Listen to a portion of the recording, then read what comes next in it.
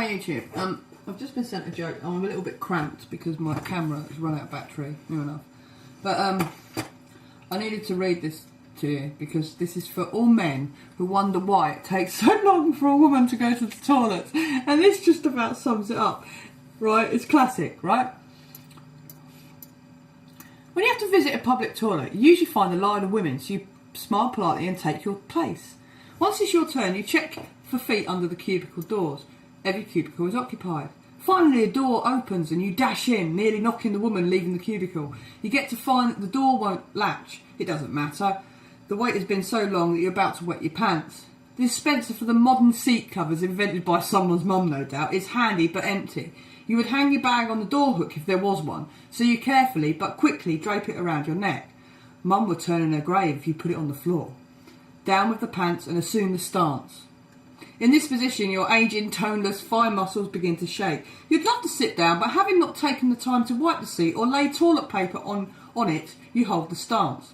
To take your mind off the trembling thighs, you reach for what you discover to be an empty toilet paper dispenser. In your mind, you can hear your mother's voice saying, "Dear, if you had tried to clean the seat, you would have known there were no toilet paper." Your thighs shaking more.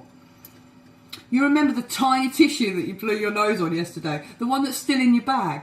The bag that's around your neck that now you have to hold up, trying not to strangle yourself at the same time. That would have to do. So you crumple it in the puffiest way possible. It's smaller than your thumb now.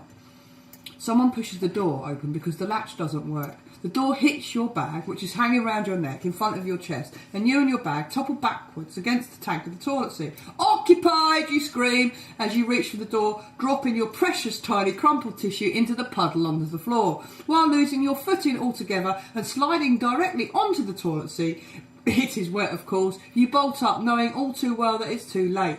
Your bare bottom has made contact with every imaginable germ and life form on the uncovered seat because you never laid toilet paper.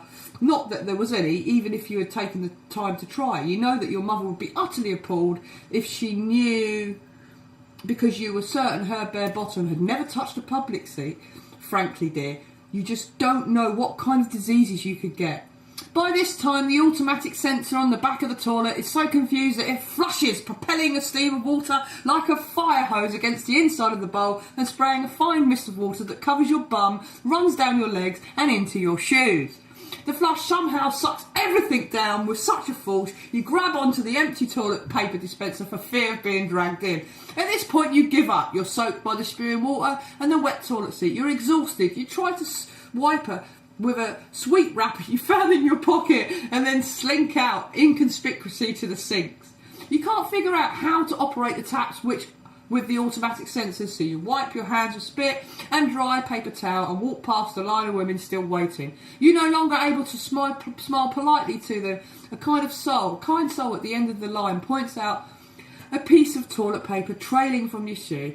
When was that? Where was that when you needed it? You yank the paper from your shoe, plonk it into the woman's hand and tell her warmly, "Here, you just might need this." As you exit, you spot your hubby, who has been long since entered and been used and left the men's toilet. Annoyed, he asks, "What took you so long and why is your bag hanging round your neck?" This is dedicated to women everywhere who deal with any public toilets. It finally explains to men what really does take us so long. It also answers the other question commonly asked about women going to the toilets in pairs. It's so the other girl can hold the door, hang onto your bag and hand the Kleenex under the door. This has to be written by a woman. No one else could actually describe it so accurately. Send this to all the women that need a good laugh and to the boys to make them understand that being a girl is not that easy. Okay, so that's why women go to the toilets in pairs and why we're so fucking long. Peace, love and light.